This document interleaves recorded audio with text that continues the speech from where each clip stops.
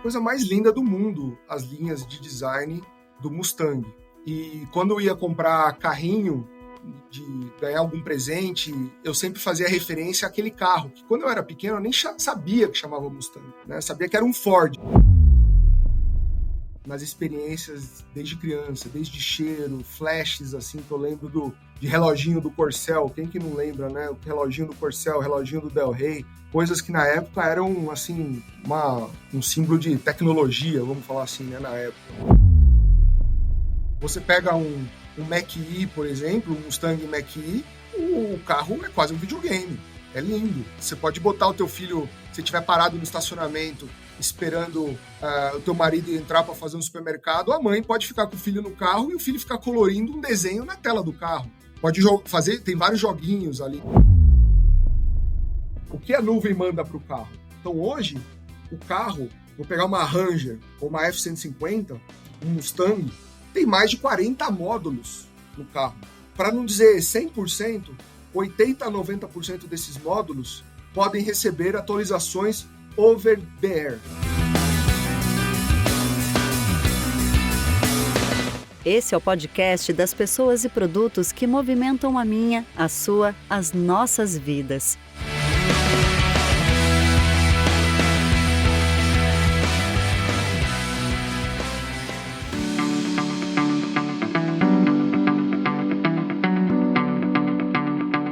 Com grande honra que recebemos hoje o André Oliveira, um dos mais renomados especialistas em engenharia automotiva no Brasil. Com uma carreira brilhante e multifacetada, ele tem sido um dos principais expoentes da cultura automotiva no país. Atualmente, André ocupa o cargo de Vehicle Programs Director na Ford Motor Company, onde lidera projetos inovadores e de grande impacto na indústria automotiva. O que o seu currículo não conta é a sua paixão por Muscle Cars, que a gente vai, de alguma forma, explorar nesse episódio. E quem conhece o André e trabalha com o André sabe a forma apaixonada com que ele vive a engenharia dia a dia. Hoje, vamos mergulhar na sua trajetória inspiradora e explorar sua visão sobre o futuro da indústria automotiva. André, bem-vindo ao Pessoas e Produtos. Obrigado, Bruno.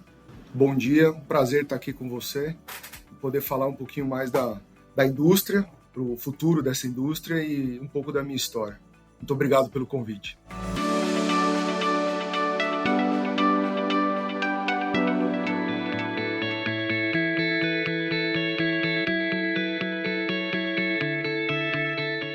André, algo que eu sempre pergunto para iniciar as conversas e sempre quis te perguntar, mas precisei ter um podcast para fazer essa pergunta para você. Cara, qual que é a sua história? Qual que é a sua origem, de onde você veio, como tudo começou e quais são as suas referências e influências profissionais? Excelente pergunta. A gente acaba sempre falando só de conteúdo técnico, né? E a gente esquece um pouco do lado humano, né? Da nossa história. E eu sou filho de Francisco e Vilma, né? Francisco mineiro, da roça, saiu do interior de Minas, veio para o estado de São Paulo, conheceu minha mãe, filha de japonês com italiana, e meu pai português, então já uma grande mistura aí, excelente, português, japonês e italiano. Se casaram, foram fazer faculdade depois de casados, e aí eu e meu irmão, somos 2 irmãos, nascemos durante a faculdade de Direito que eles fizeram. Então, os desafios já começaram. Os dois estudaram Direito? Meus pais estudaram Direito, sim. E mais tarde minha mãe se tornou professora também, mas enfim, faz parte da minha história. Daí começaram as dificuldades. 2 filhos, faculdade, cidade do interior, São Paulo. Eu sou o filho mais velho, né? Tenho um irmão de 2 anos a menos. Eu vou fazer 48, ele vai fazer 46. Meu pai bancário, depois não foi exercer a profissão, advogado, nem a minha mãe, mas, enfim, só abriram outras portas. Meu pai trabalhou 38 anos no Banespa, a minha mãe foi professora de escola estadual, escola particular, e sempre focada em geografia, né, que era uma das paixões dela. E, com isso, nos deram educação, estudo, né, e saúde. Meus pais sempre falaram, a gente vai dar, desde criança, os valores, né, assim, educação e estudo tem que ser a base. Educação e saúde tem que ser a base para tudo. E com isso, a vida a vida foi passando, eu fui estudando, por conta de banco eu mudei muito de cidade, então isso me ajudou muito em ter sempre que me adaptar a novos lugares, até que meu pai foi promovido e veio morar na cidade de São Paulo, viemos com ele, e eu fui estudar num colégio particular, no Colégio Santo Agostinho, na Vergueiro, onde depois, um ano depois, minha mãe começou a lecionar, e aí facilitou um pouco mais a nossa vida, porque aí meu pai não tinha que pagar o meu estudo e o estudo do meu irmão. Mas isso trouxe vários aprendizados de vida, a partir do momento que a sua mãe está ali trabalhando no mesmo lugar que você está estudando, para você poder ter um ensino de qualidade e a sua família poder ter um pouco mais de conforto, isso desde cedo teve uma importância muito grande para mim. Então eu me formei no Colégio Santo Agostinho, em 94, no terceiro ano do ensino médio, hoje, né, na nossa época, terceiro colegial, eu fazia colégio de manhã, cursinho de tarde e de noite, porque eu queria entrar logo na faculdade, então eu larguei todos os meus esportes, todos os meus hobbies, e fui me dedicar somente a estudo. Adorava jogar bola, parei. Enfim, passei, né, em diversas faculdades e escolhi a Escola de Engenharia Mauá, em São Caetano, onde ingressei em 95 e fiz em 5 anos, uma faculdade maravilhosa. Trago hoje o que eu chamo de minha família que eu escolhi, grandes amigos, grandes profissionais, grandes irmãos que me acompanham aí nos últimos 25 anos, né? Fizemos 25 anos de formado, todos excelentes profissionais de sucesso em cada área. E, enfim, conhecer esse pessoal na época da faculdade foi um dos grandes ganhos que eu também tive na vida, por conta de ambição, de querer ser melhor, de querer... Todos eram amigos, todos somos amigos, mas não existia uma competição entre nós, mas uma competição para quem conseguiria... não crescer, mas quem conseguiria aprender mais coisas nos estágios que a gente fez na época. Então isso era muito legal, e a gente voltava, trocava ideia, então isso foi dando cada vez mais uma motivação enorme para querer aprender e querer seguir nessa jornada, né? Enfim, dentro da faculdade eu fiz uma série de outros cursos, né, extracurriculares, sempre voltado aí para tecnologia e para gestão de projeto, que é onde eu estou há 25 anos, né, na Ford. Se somar 2 anos de estágio, desde 98, desde o 4º ano da faculdade, eu estou na Ford, então uma carreira aí de 27 anos. Já hoje na engenharia da Ford eu já sou quase que um dos mais experientes, um dos mais antigos aí de tempo de casa, né? Isso dá um orgulho muito grande, dá uma satisfação enorme. Já tive diversas oportunidades de sair da empresa, mas procurei ficar acreditando sempre no futuro, na cultura da empresa, no ambiente de trabalho e na marca, né, que significa muito para mim. Tem muito da minha história infantil na marca, né? Desde quando eu era muito criança, todas as fotos de criança, meus pais com Ford, sempre tendo Ford, fotos da minha mãe me trocando no capô do carro, fotos de eu brincando no porta-malas do carro. Meu pai era um apaixonado pela marca Ford e eu acho que isso daí acabou me influenciando, né, para gostar da marca, né, dos produtos. Aprendi a dirigir no Ford e outras razões que me levaram a ser engenheiro e trabalhar na Ford, mas falando de história, infância, essa é a conexão aí que eu tenho com a marca, bem enraizado aí nas experiências desde criança, desde cheiro, flashes, assim, que eu lembro de reloginho do Corcel, quem que não lembra, né? O reloginho do Corcel, o reloginho do Del Rey, coisas que na época eram, assim, um símbolo de tecnologia, vamos falar assim, né, na época. Um baita feature. Eu quero explorar aspectos da Ford carreira. Antes, a gente perguntava, você falou que estudou, fez cursinho aí, jornada tripla durante o dia estudando, passou em várias faculdades. Por que você tomou a decisão de fazer engenharia? O que levou você a tomar essa decisão? Algumas coisas. Eu sempre fui apaixonado por carro. Desde as primeiras revistinhas, aqueles livrinhos de colorir, eu não queria saber de colorir nada que não fosse carro, né? Sempre gostei de carro. Brinquedo, para mim, sempre foi carro, né? E o irmão da minha mãe, Antônio Irata, engenheiro, se aposentou agora, 18 anos mais velho do que eu. Então eu acompanhei a jornada dele na faculdade, mesmo que muito pequeno, eu ficava fascinado de ver os trabalhos que ele trazia no final de semana para casa dos pais dele, né, dos meus avós. Ficava fascinado com compasso, com esquadro, plantas de componentes mecânicos, né? E ele é engenheiro mecânico, formado pela FEI. Então foi uma grande influência, além da paixão por carros. Mas eu não queria trabalhar na indústria, eu queria trabalhar indústria pesada, eu queria trabalhar com carro, pela paixão aí desde criança por carro. Ao certo eu não sei te explicar de onde veio essa paixão, mas você nasce com isso, né, acho. E a engenharia foi a forma que eu achei de falar, não, eu quero desenhar carro, eu quero desenvolver carro, eu quero construir carro.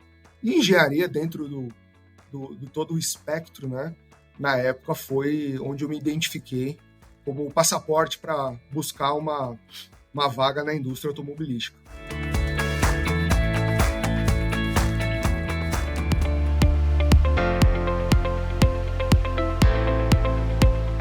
Aproveitando esse gancho, a paixão por carros, e foi um pouco da introdução também, paixão por carros e muscle car. A gente fala muscle car, a gente tá falando de Mustang, né? Vamos ser direto aqui, a gente tá falando de Mustang. Uma vez você me contou que um dos fatores, dos pontos de você ter a ideia no passado de trabalhar na Ford foi por conta do Mustang. Sim. Como que é essa história, cara? Bom, apaixonado por carro, gostava de colorir, né, essas revistinhas de pintura, de criança, e eu achava a coisa mais linda do mundo, as linhas de design do Mustang. E quando eu ia comprar carrinho, de ganhar algum presente, eu sempre fazia referência àquele carro, que quando eu era pequeno eu nem sabia que chamava Mustang, né? Sabia que era um Ford, porque eu sabia identificar ali o logo da Ford, o badge da Ford no carro do meu pai, e via, né, assim, nas picapes. Você associava que era Ford. Na verdade, eu nem associava que era um Ford, porque o Mustang não tem escrito Ford, é o cavalinho do Mustang. Não tem. Mas eu era apaixonado. Mas do lado do Mustang sempre tinha uma F-150 da época, sempre tinham outros carros escrito Ford, então eu associei que aquilo era um Ford. Quando eu descobri que o Mustang era um carro da Ford, mais adiante, lembrando, né, naquela época não tinha internet, não tinha nada, foi uma revista que algum vizinho ou algum parente trouxe dos Estados Unidos e me deu de presente, que eu descobri que o Mustang era feito pela Ford, e aí juntou o Lé com o Cré, né? Eu falei, o carro que eu sempre pintei, eu ainda vou dirigir um carro desse, ainda vou trabalhar num programa desse, eu vou trabalhar na Ford. Então, juntou a paixão de criança, as experiências, aquele lance de estar sempre dentro de um carro Ford, e eu confesso que eu sempre passei ali na Avenida do Taboão, em São Bernardo, e vi aquele logo da Ford, e desde 12, 13 anos eu falava para o meu pai, um dia eu vou trabalhar aqui, um dia eu vou trabalhar aqui. E é muito perto, né? Era muito perto da Escola de Engenharia Mauá, que é ali do outro lado, né? E apesar de eu ter passado em outras escolas, eu escolhi fazer faculdade ali, porque eu falei, eu vou ficar perto, porque a primeira oportunidade que tiver, eu vou ficar perto e vai aparecer. Isso em 95, eu só entrei na Ford em 98. Janeiro de 95 eu comecei a faculdade. Foi no quarto ano, aliás, no terceiro ano que abriram as vagas, né, para o programa de estágio, que começava em 98 no meu quarto ano. Então foi sempre aquele papo, ia almoçar em São Bernardo, aqueles restaurantes ali mais adiante, esqueci o Demarque, né, no antigo Demarque lá. Cansei de almoçar lá aos domingos, no final de semana a gente sempre voltava e meu pai sabia que eu gostava da Ford e me provocava, passava ali na frente e tal. Até que ele passava e não falava nada. Até que eu falei, putz, olha a Ford, é aqui que é a Ford, nossa. Aí eu comecei a pedir para passar lá. E eu comecei a falar, eu vou trabalhar aqui um dia. E trabalhei, 98, 99. Aí, 2000, eu fui efetivado no plano de trainee, depois da minha formatura. E fiquei pouco tempo em São Bernardo, é certo, porque logo eu fui para os Estados Unidos, no projeto Amazon, que deu origem ao primeiro EcoSport e o primeiro Fiesta desenvolvido e produzido pelo nosso time brasileiro e produzido na Bahia, né? e logo eu mudei para Tatuí, porque eu era da engenharia de testes, engenharia veicular de testes, e logo eu fui levado para Camaçari, aí fiquei até 2009, aí em 2009 eu voltei para Tatuí, mas já como gerente do novo EcoSport, que aí se tornou global, para a Europa, China, outros países da Ásia. E depois, em 2011, eu fui para os Estados Unidos. Aí eu fui para os Estados Unidos como parte do EcoSport, para montar os protótipos lá num centro de lançamento de novos produtos, que já era um programa de escala global, né? Logo depois, antes do lançamento do EcoSport, eu já fui convidado para trabalhar num programa na Lincoln. A Lincoln, para quem não sabe, é a marca de luxo da Ford. E aí eu me tornei gerente de engenharia veicular de um programa da Lincoln. E fiquei entre 2011 e 2013 lá. E em 2013, quando eu fui repatriado, tive a oportunidade de ficar lá como funcionário americano, mas a proposta para eu voltar para o Brasil era irrecusável. Aos 37 anos, me tornar um engenheiro-chefe da América do Sul foi algo que brilhou meus olhos e era o melhor para a família também. Maravilhosa a experiência de morar nos Estados Unidos, trabalhar numa marca de luxo, mas aos 37 anos, né, tinha o quê? 9 anos de Ford, 2013, tinha 13 anos de Ford, virar engenheiro-chefe da Ford na América do Sul foi algo que não podia recusar, foi maravilhoso. E dali para frente, estamos aí, né? Depois, 2019, voltei a morar na Bahia, assumi a posição de diretor de engenharia. E em 2019 também um outro super reconhecimento e orgulho para a família e para mim mesmo. Um prazer trabalhar com profissionais maravilhosos aqui na empresa.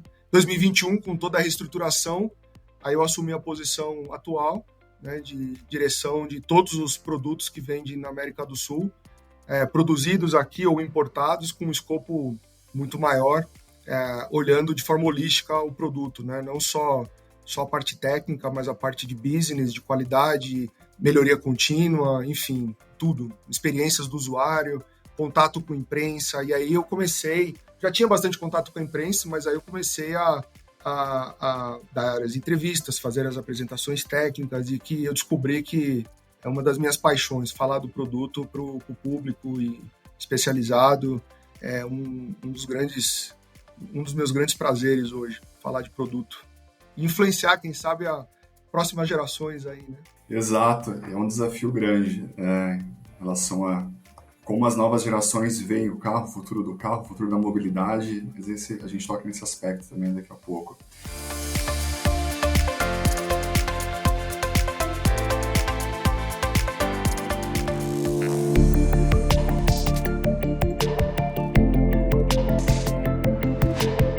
Falando de indústria, futuro, produto, quero te perguntar algo também.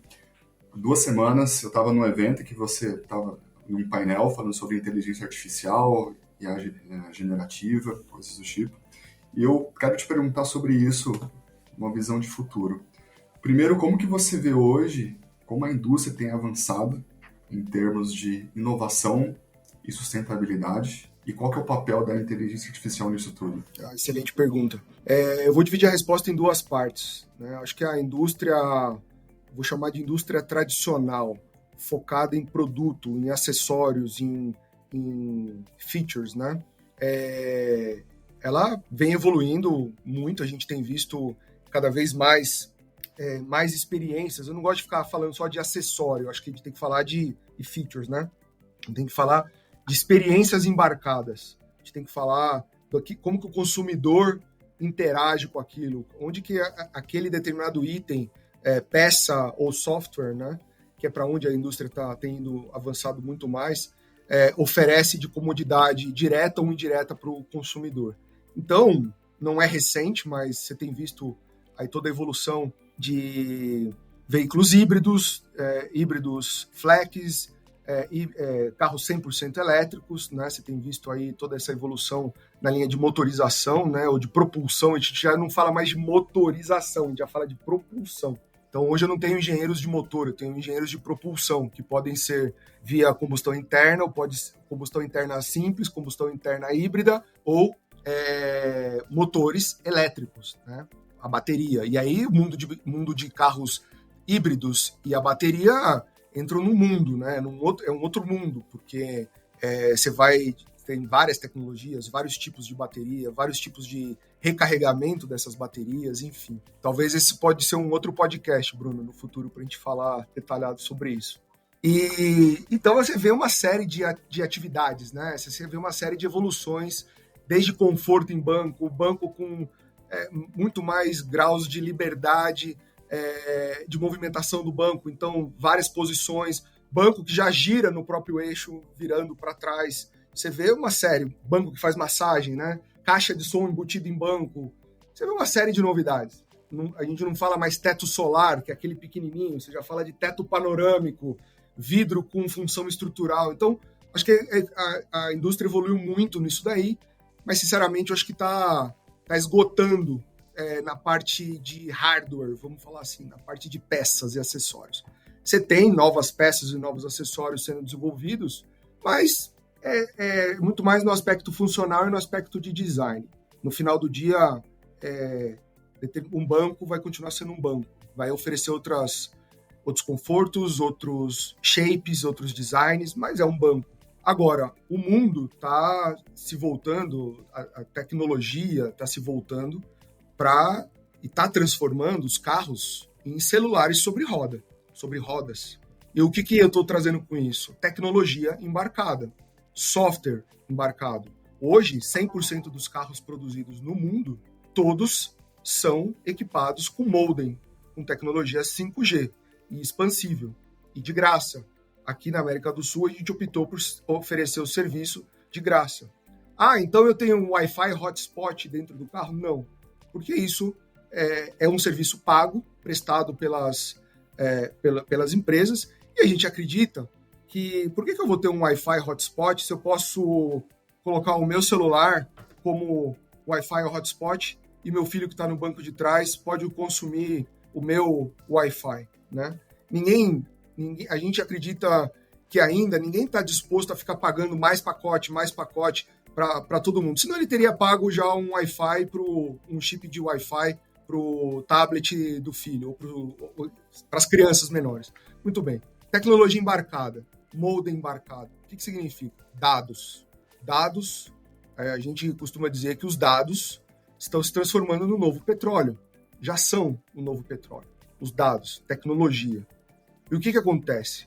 O cliente é imperceptível para o cliente. O cliente não é impactado. A experiência do usuário no dia a dia não é impactado por essa troca de dados entre o carro e a nuvem do nosso servidor. Mas traz muitos benefícios. E eu vou listar algumas. Primeiro, a gente isso é o trabalho que a gente está fazendo na Ford, tá? E assim, baseado na nossa inteligência corporativa, pouquíssimas outras OEMs estão fazendo o que a gente faz. Ou se estão explorando muito pouco perto do que a gente explora, do ponto de vista de segurança, do ponto de vista de qualidade. Hoje, eu consigo fazer análises preditivas, fazer prognósticos dos carros conectados através da nossa central de comando aqui, que eu te convido para conhecer um dia, o nosso Command Center, onde eu tenho todos os carros conectados, lembrando que por LGPD, Lei Geral de Proteção dos Dados, né, o usuário pode dar ou não o consentimento da gente usar esses dados dentro de todas as regras corporativas e da lei, né? E a gente monitora os códigos de erro que o carro vai gerando. O que são códigos de erro? São DTCs. Isso não é novidade. Esses DTCs são gerados há décadas. Inclusive é regulado pela Sociedade de Engenharia Automotiva Mundial. Só que eles ficavam armazenados nos módulos dos carros, no módulo de controle do motor, no módulo de controle da transmissão, enfim, no módulo de controle de airbag. E com a tecnologia e com a conectividade, hoje todas essas informações de código de erros são transmitidos via 5G para a nossa nuvem. Quando? Toda vez que o usuário liga o carro e toda vez que ele desliga o carro. Então, key on, key off, há uma troca de dados. Se você fizer 150 key on, key offs por dia, 150 vezes haverá uma troca de informação entre nuvem e carro. Por que eu estou falando troca? Porque também vai vir dados da nuvem para o carro e eu já falo sobre isso. O fato de ter um código de erro não significa que é um problema, que o consumidor vai enfrentar um problema. Eu tenho que ter vários gatilhos, vários triggers de código de erro, luz no painel, para daí acender uma luz no painel e aí se tornar um problema. O mais comum que a gente vê é a luz do motor, né, que todo mundo conhece lá, é um motorzinho, aparece em amarelo ou vermelho. Mas antes mesmo disso acontecer, eu já estou monitorando, eu já estou visualizando. E com o nosso serviço a gente chama de Active Call, um serviço de concierge, eu já posso alertar o consumidor e falar, olha, a gente está aqui, a gente faz isso, né? Não para todos os alertas, mas para os alertas que podem levar a alguma falha do motor ou de qualquer outro componente que vai deixar o consumidor na mão, né? Inclusive bateria, a gente rastreia o que a gente chama de state of charge, o estado de carga das baterias dos carros em transporte, ainda não chegou na concessionária, enquanto está na concessionária esperando ser preparado para ser entregue para o consumidor e depois da vida normal do consumidor. Por quê? Quantas vezes você já ouviu falar, putz, fiquei sem bateria no carro, aí você tem que chamar uma seguradora para dar uma carga na sua bateria. A gente não quer que isso aconteça. Então, eu venho monitorando a qualidade da saúde da bateria. Vou dar o exemplo da bateria. Desde que o carro é produzido. E a gente tem limites. Quando chega antes de chegar num determinado ponto, 10, 20% acima de um determinado ponto que a gente fala aqui é perigoso, o sistema hoje, a nossa inteligência artificial, já emite um relatório automático que vai, por exemplo, para o pátio onde os carros estão armazenados, numa transportadora, indicando os carros A, B, C, esses VIN numbers de carros com essa geolocalização precisam dar uma partida no carro e fazer todo um procedimento que é feito. Até hoje, isso também era feito, só que era feito só por data. O carro ficou lá mais do que 5 dias parado, ou mais do que 15 dias parado, liga todos. Pá, era um desperdício. Liga todos, vai descarregar a bateria, liga todos. Liga todo mundo. Tá aqui há mais de 15 dias, esperando o navio chegar para transportar, liga todo mundo. Um baita desperdício, né? De dinheiro, de combustível, emissões gasosas dando partida lá, largando o carro parado, né? Enfim, hoje a gente consegue dar a geolocalização e o VIN number de cada carro que precisa ser carregado. E fala, você tem entre hoje e daqui a 3 dias para ser carregado. Não carregou, me acende uma luz vermelha, falando o prestador de serviço tinha que ter feito e não fez. E guess what, né? Você vai monitorando a eficiência e a eficácia daquele serviço também que você está comprando. Muito bem. O carro chega no dealer. O dealer tem que fazer o mesmo procedimento, carregar o carro a cada tantos dias para não deixar a bateria chegar. O problema não é que a gente tem problema na bateria. A gente tem problema em deixar ela baixar até um determinado nível, que daí vai dar um problema de...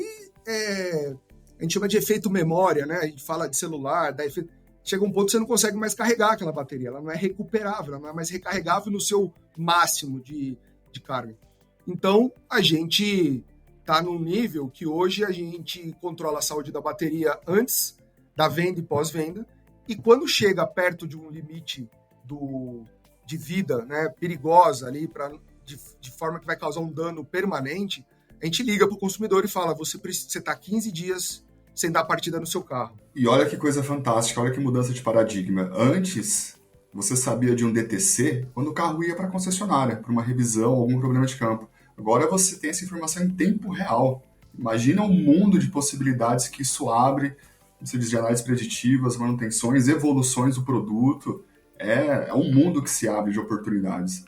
Então, o nosso concierge liga para o cliente e fala, o senhor ou a senhora é dona do carro, a gente está monitorando aqui, a bateria do carro do senhor ou da senhora está entrando num estágio crítico, já tem mais de 15, 17, 20 dias que não é dado partida nesse carro, a gente recomenda, se o senhor não tiver, ou a senhora não tiver por perto, recomendar alguém dar partida no carro.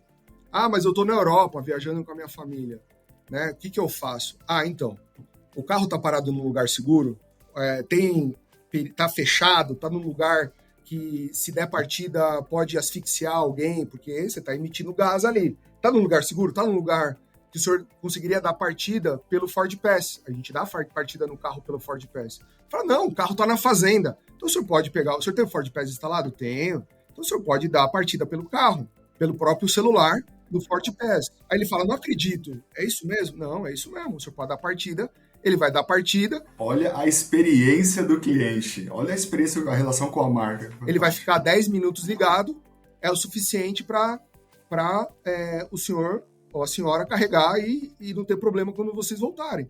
Pô, os feedbacks que a gente está recebendo é maravilhoso, né? Maravilhosos. E então eu consigo acompanhar também aqui, pelo FortiPass, ele já tinha recebido uma ou duas mensagens falando, escrito, né? Recomendamos fazer isso, seguir o procedimento pelo FortiPass. Tá viajando, não viu a mensagem chegar no FortiPass, aí ele te liga. Então isso é só uma das experiências. Tem mais de 20 experiências aí, né? Então a tecnologia está indo por esse lado. A gente é obcecado por qualidade, experiência do cliente, e em vez de ficar fazendo as tradicionais reduções de custo que nós mesmos fazíamos no passado, numa outra Ford, hoje a gente está obcecado por qualidade, por a experiência do consumidor, e através dessas experiências a gente aumenta o loyalty, ele vai comprar um outro carro da Ford porque ele se apaixonou por aquela experiência, a gente está cuidando, né, do patrimônio do cliente, o cuidado, então, é importante, e ele, além do loyalty, né, que a gente fala, a gente vai ter reduções de custo indiretamente, porque a hora que ele leva um carro com bateria danificada na concessionária, se tiver menos de um ano, eu vou ter que trocar em garantia. E eu não vou ter como provar que foi mau uso ou nada, ou que ele deixou o carro parado 6 meses. Não tinha como provar, né? Então, hoje, a gente está cuidando para que ele não tenha o problema. Eu não estou preocupado de trocar. Se tiver que trocar, nós vamos trocar. Mas eu estou preocupado, e já aconteceu comigo, comigo na minha família, de gente precisar sair de carro para alguma emergência e o carro está sem bateria, entendeu? E você ficar, desesperado, eu preciso de carro, né? Muito bem, então a tecnologia está indo para esse lado. Essa tecnologia embarcada que eu acho que é o futuro que nós já estamos vivenciando. E tem uma outra parte, que é o que a nuvem manda para o carro, né? Então hoje, o carro, vou pegar uma Ranger ou uma F-150, um Mustang, tem mais de 40 módulos no carro. E, para não dizer 100%, 80% a 90% desses módulos podem receber atualizações over the air. Cada uma tem um tamanho de pacote de megabytes, vamos chamar assim, ou de gigabytes, né? E cada uma vai ser transparente ou não para o cliente. Te explico. Tem uma atualização do módulo do levantador de vidro automático. Precisa fazer. Antigamente, e são atualizações normais, que às vezes descobre um novo modo de falha num carro lá na Indonésia, a engenharia volta, revisita para todos os carros e solta um software atualizado. O que acontecia antigamente?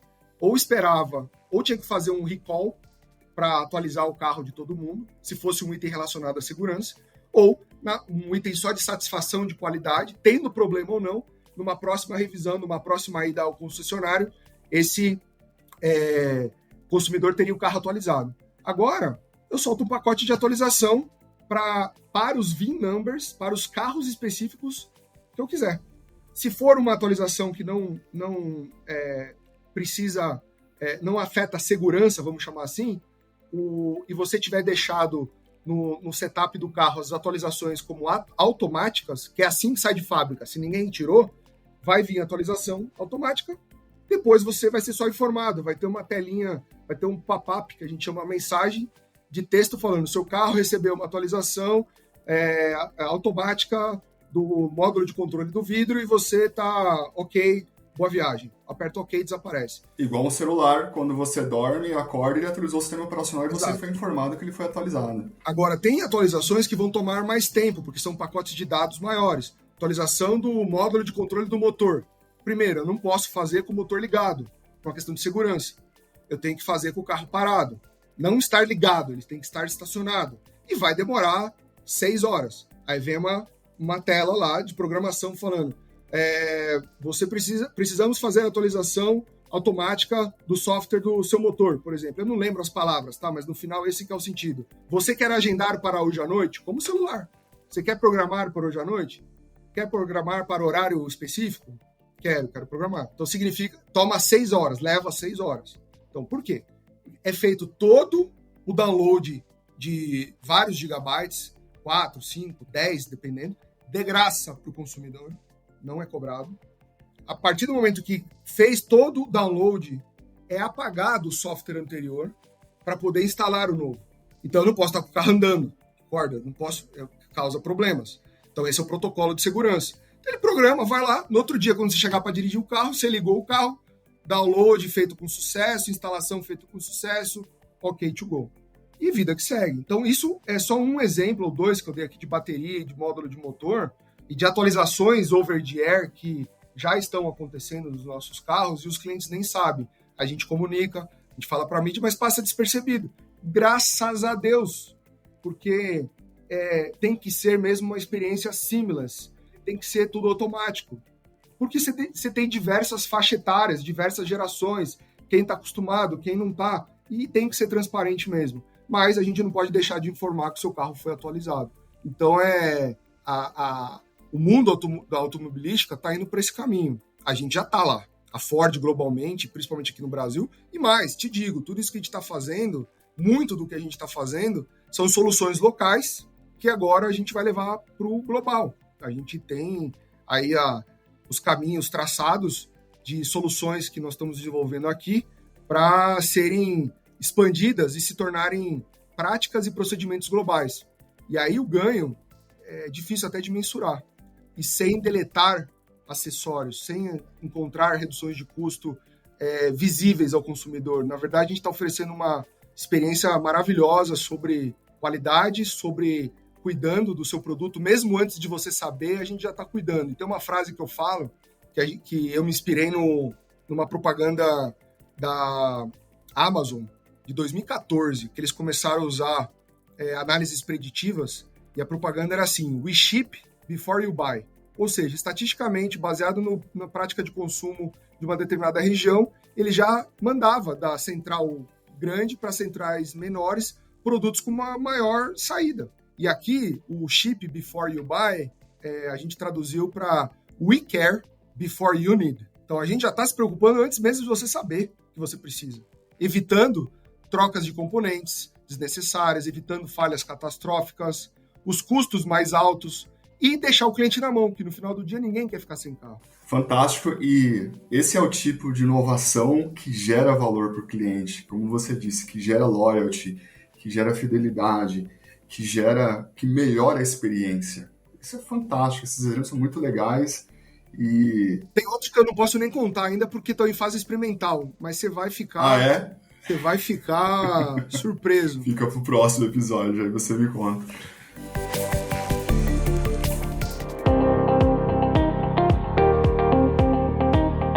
André, eu tô com uma pergunta aqui para fazer para você há dias já, tá na pauta, eu venho pensando sobre ela, que é o seguinte: você falou mais de uma vez sobre as gerações, né, que as gerações mudam, e é fato, a gente tem filhos adolescentes, a gente sabe como é, então, sabe o interesse que as novas gerações têm por veículo hoje, que é muito diferente da nossa geração, também apaixonada por carro, um monte de histórias, que eu tenho a minha vida toda com carro, e a pergunta é a seguinte: como você acha, qual deve ser o nosso papel para tornar novamente o veículo um produto sexy para as novas gerações, que gere interesse, que as pessoas tenham interesse em ter um carro, não só na mobilidade, óbvio, a mobilidade é importante, mas como que você avalia tudo isso, se é que faz sentido isso que eu estou falando ou não?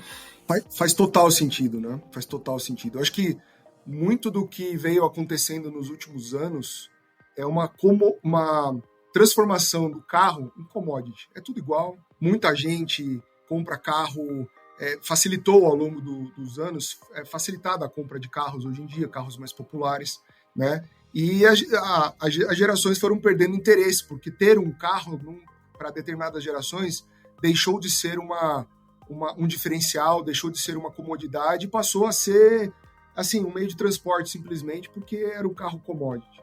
Eu acho que, primeiro, gosto de falar em casa, né?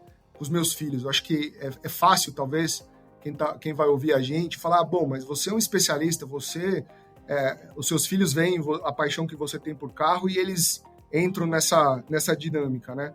Mas eu acho que tem, sim, um pouco do que os pais e as mães transmitem para os filhos e filhas sobre histórias, experiências e tal do passado para tentar resgatar essa cultura. Mas nós, da indústria automotiva, acho que a gente tem uma responsabilidade muito grande, que é fazer carro para essa nova geração, não é fazer carro de muitos anos atrás. Então, atrair as novas gerações para o carro passa por design, porque design, sempre o ser humano vai ser apaixonado por design de qualquer tipo de produto. Passa por tecnologia, então você pega um Mach-E, por exemplo, um Mustang Mach-E, o carro é quase um videogame, é lindo. Você pode botar o teu filho, se estiver parado no estacionamento, esperando o teu marido entrar para fazer um supermercado, a mãe pode ficar com o filho no carro e o filho ficar colorindo um desenho na tela do carro. Pode fazer, tem vários joguinhos ali. Então, acho que passa por tecnologia embarcada, por experiências ligadas à conectividade, né? E as experiências de uma forma geral. Assim, e a Ford está se tornando mundialmente, inclusive, você pode pegar falas do nosso CEO, o Jim Farley, a gente quer produtos cada vez mais nichados. A gente quer sair da commodity. A gente quer produtos cada vez mais nichados. Então você vê, a gente acabou de lançar uma Ranger Black semana passada, em cima do novo produto, que é um consumidor que quer andar numa picape, que quer andar numa picape grande, uma picape com requinte, com luxo, mas ele não liga para o 4x4. Ele quer uma transmissão automática, mas ele não liga para o 4x4, porque é um preço mais acima. Todos os outros features que vêm junto com o 4x4. Eu quero uma picape urbana. Então, pera lá, por que eu vou comprar a picape A, B e C do concorrente se eu tenho essa daqui agora da Ford, que é uma Ranger, que tem um design diferenciado, que tem um porte, um tamanho e um conforto interno, além de toda a tecnologia embarcada que traz que os outros não trazem. E pera lá, custa mais barato ainda? Ou é o mesmo preço? Então pera lá. Não, foi um sucesso o lançamento semana passada. Os jornalistas falaram, vocês vão causar um transtorno no mercado. Então, assim, produtos cada vez nichados, a gente vai buscar público cada vez mais interessado em produtos preparados para os seus interesses, né? Então, a gente tem vários, o próprio Bronco, né? Pessoal que quer uma SUV, não liga para caçamba, quer uma SUV com real off-road capability. Traz tudo que uma Land Rover Discovery traz dentro de um pacote muito mais affordable, muito mais acessível, né? Traz todo o appeal, né? Além de capability off-road. Então aí vai, cara. A Ranger Raptor é uma Ranger que sobe parede e com todo o capability e um design maravilhoso. Então você tem cada vez mais o que a gente chama de séries derivativas emocionais, né? Os séries Special Series emocionais que trazem emotion, né? Trazem conexão cada vez mais do produto com o cliente. O produto representa a imagem que o cliente quer ter. A gente compra o carro que me personifica. Então, e com essas novas gerações, é tecnologia. O design vai ser importante, o conforto, segurança, mas tecnologia é a alma do negócio. Bom, daqui para frente, entendeu?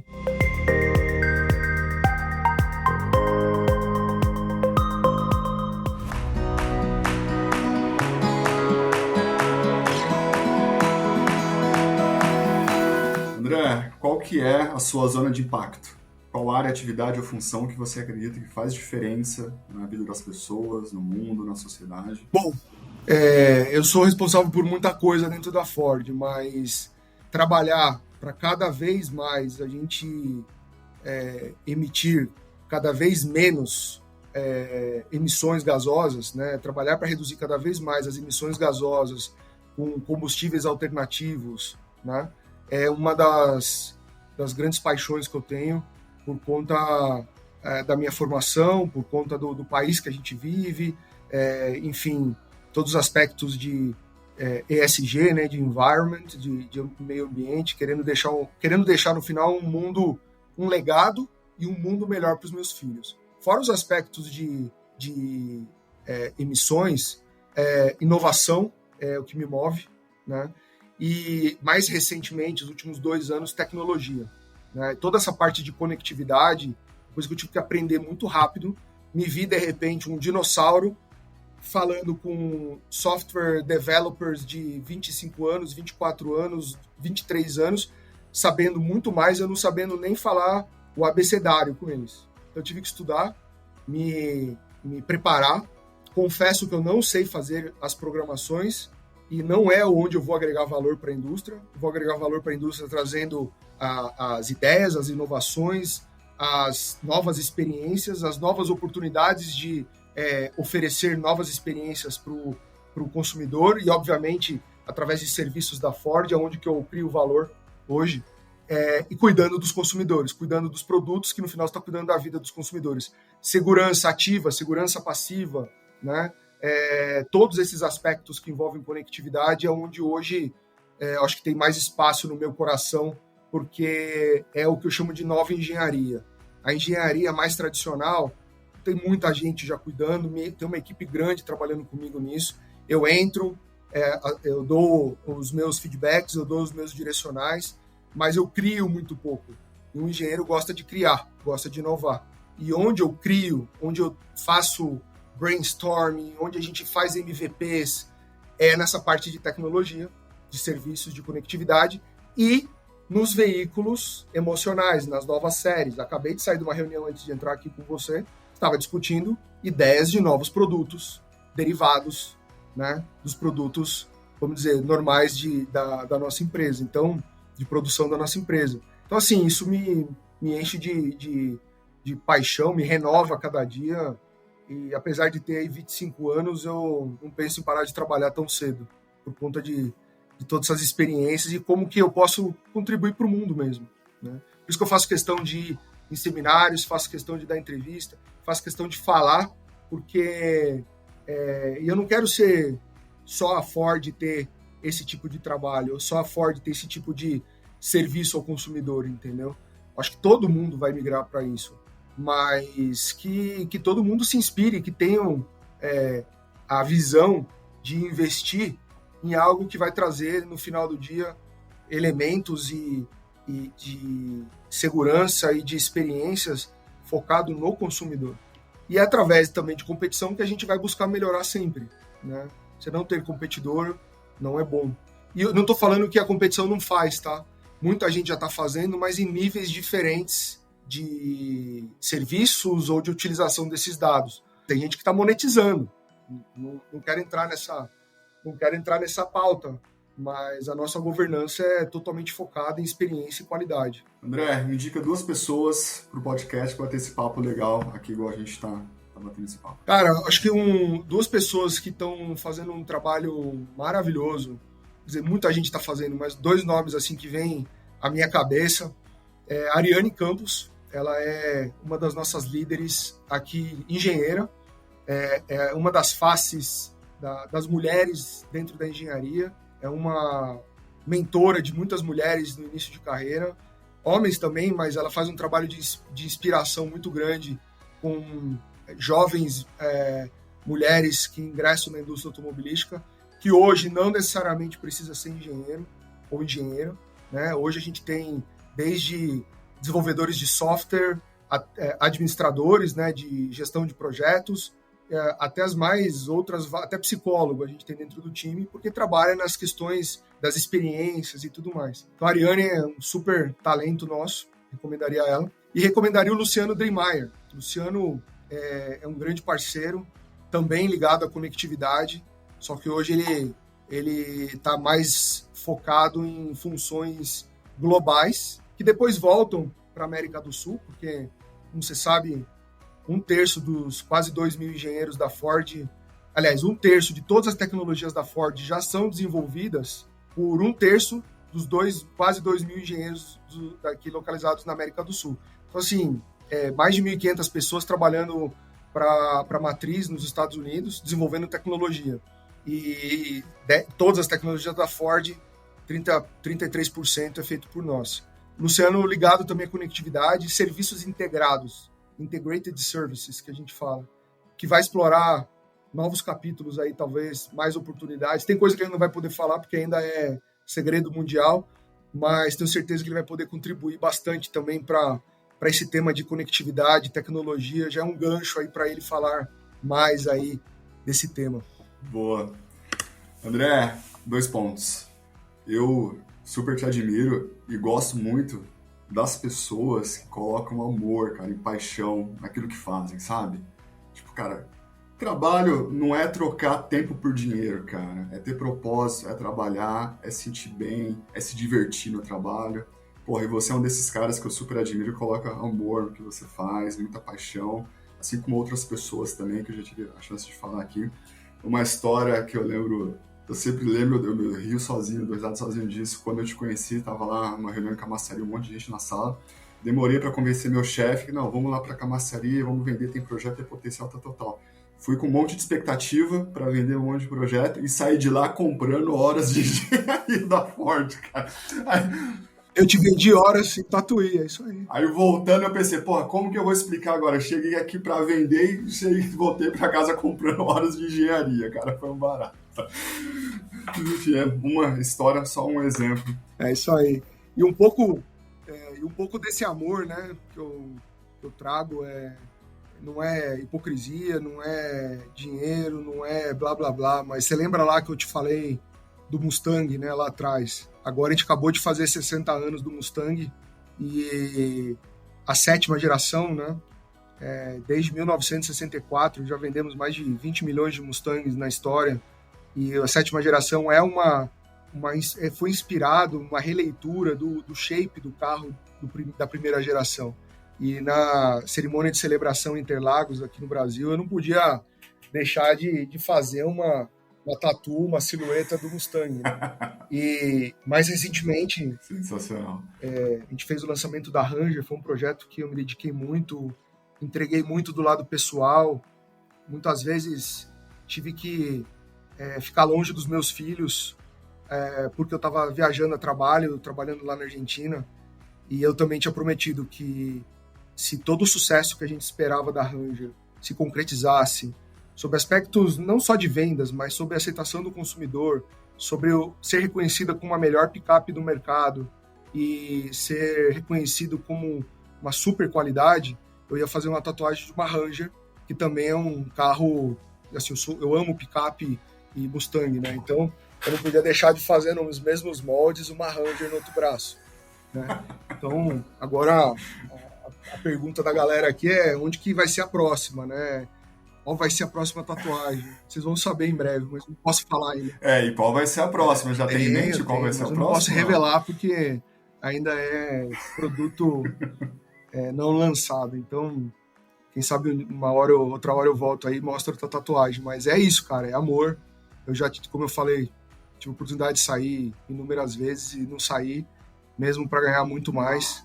E dinheiro não é tudo, paixão move a gente, propósito, admiração pela marca, pelos produtos. E, cara, uma coisa que a gente não fala muito, mas quem chega de fora, ou quem tá aqui dentro, vai e depois conversa e pede para voltar, a cultura da Ford é maravilhosa. É um great place to work, é um lugar onde você se sente seguro para você criar, para você inovar, onde você se sente seguro para falar, para dar feedback. Com qualquer líder da companhia, o presidente fala com todo mundo, os diretores falam com todo mundo. Não tem essa de, para falar com o presidente, eu vou ter que, vir de terno, gravata. Cara, o dress code, assim, todo mundo agora é camiseta preta, camiseta branca, calça jeans, sapatênis. Não tem mais, assim, vou ter que trabalhar do social. Não, o presidente se veste assim. Então, e isso é para a cultura inteira. Então, assim, maravilhoso o lugar que eu trabalho. E essa fitinha do Outubro Rosa que você está usando, né? Que agora Outubro Rosa, exato. Outubro Rosa, Novembro Azul. Em novembro eu vou estar com outra fitinha. Então, super...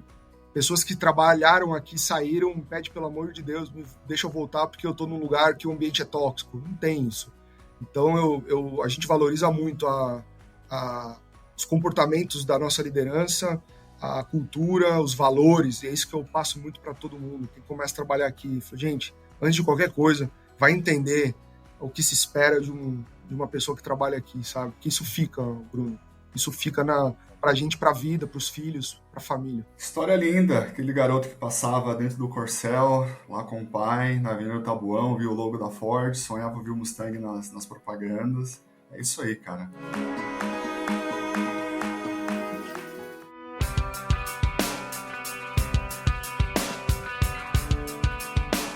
André, obrigado por compartilhar a sua história. Muitíssimo obrigado. Esse foi o André Oliveira, do Pessoas e Produtos. Pessoal, valeu, André. Um abraço, Bruno. Obrigado.